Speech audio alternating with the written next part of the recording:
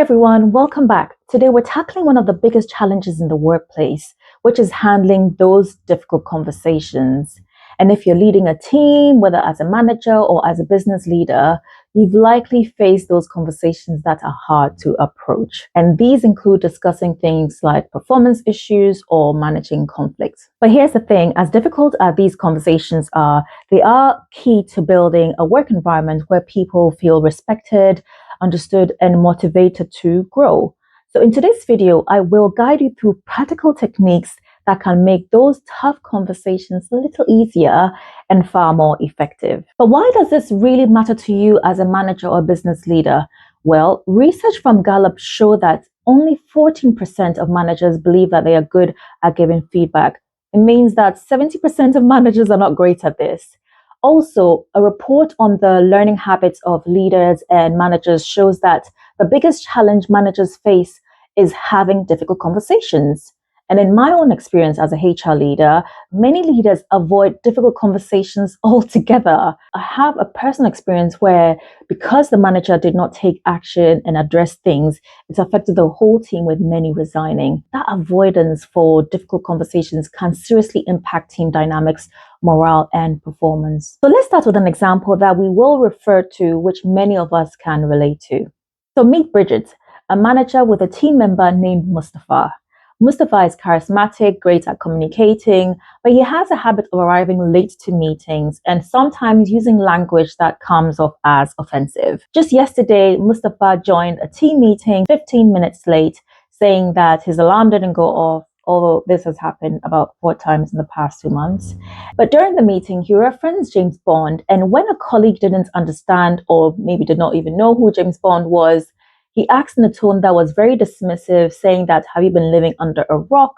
The team member ended up excusing herself from the meeting, which indicates that she was offended. I will use this example to walk through the reasons why these conversations can be daunting, and more importantly, how we can navigate the difficult conversations to address challenges like this one. And one of the biggest obstacles is the fear of confrontation. The reason why it is a difficult conversation is usually because something has gone wrong, where you either have to deliver bad news, discuss a major change, or where you have to deliver feedback that is not so easy to hear. These naturally stir up tensions. The social exchange theory is a useful concept to bear in mind, which suggests that people evaluate relationships based on perceived rewards and costs. This is often why people avoid confrontation, because they fear that the cost might be higher than the reward. So the fear is that this discussion, this conversation will escalate the situation or damage relationships. A point I want to make here is that the organization needs to have clear HR policies and structures with value-based systems and a positive leadership culture, so that both managers and employees feel confident in communication so that they can give and receive feedback. A second common challenge is that of power balance. Most work relations have some kind of balance structure or influence in play, whether it's equal, higher, or lower. As a manager, you have responsibilities because of your power or authority as a team leader. So the difficulty or challenge is whether you or your team member feels that their voice is not valued equally, and the dynamics create awkward or uncomfortable situations. So work environments that have hierarchical structures tend to have employees afraid to speak up.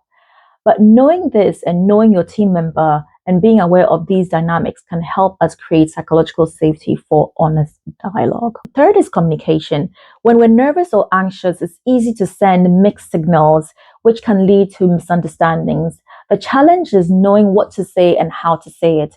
Some people appreciate directness, whilst others respond better to subtler hints. And add in power dynamics, and it's easy to see how miscommunication can complicate these discussions or conversations. Timing. Timing is everything. Trying to bring up an issue at the wrong time can make things worse rather than better. So what's the solution? Well, there's no one-size-fits-all answer. In my experience of dealing with people, I adapt to the context and the characters involved, obviously making sure that we're also compliant. But there are some solid strategies that can help. Think of these strategies as part of the essential toolkit for any manager aiming to have better conversations to create a positive workplace. So I'll break down these strategies into a before, during, and after the conversation. So start with the right mindset. Reframe the conversation as a necessary or important one rather than a difficult one, because then you view it differently. Avoiding problems only leads to greater issues down the line. The expression "a stitch in time saves nine" applies here.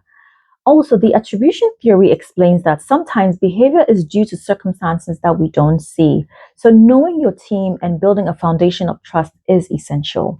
So with the example shared, Bridget recognizes the issue and the requirements to manage this as a leader.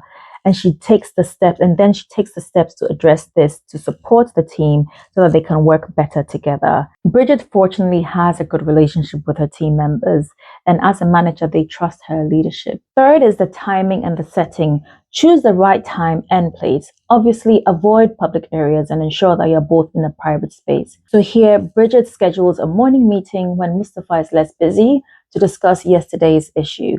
This has been booked online as they're working remotely. So let's move on to what should happen during the meeting. Stay calm and composed. It's natural to feel defensive when challenged, so understand that for the team member. But as the leader, maintaining a calm tone and open body language helps. Seek HR support if you need a reminder of policies and your rights and those of your team members about working in a positive environment so that you recognize unacceptable behavior. Also consider the best and worst outcomes and how you will respond to it. So for Bridget, she prepares herself mentally, aware of possible reactions and plans to keep a calm, respectful tone regardless of how the conversation goes. Next is to use the B.E.F technique, which ACAS advocates. This stands for be direct, explain the situation, empathize, and find a solution.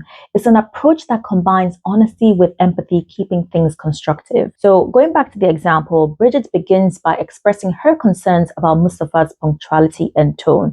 And she says, "I am concerned that these delays are impacting our meeting flow and that your comments may unintentionally discourage team members. Can we find a solution to ensure everyone feels respected and included?" The use of I and we seeks collaboration rather than conflict. During the meeting, it's also important to actively listen. Truly listening is vital to navigating difficult conversation. It shows respect and builds a foundation of trust.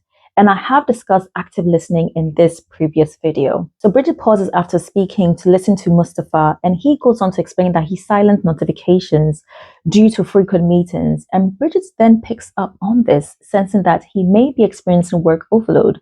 She asks if his current workload feels manageable, and they discuss this, whilst Bridget still sets the expectations around the issue of his tone and his lateness. After the conversation, a follow-up is essential to make sure that resolutions are being met and that no tension lingers. So Bridget will end the meeting by summarizing the meeting's key points in email, and then we'll schedule a follow-up the next week to check in on his workload and see if he's feeling supported.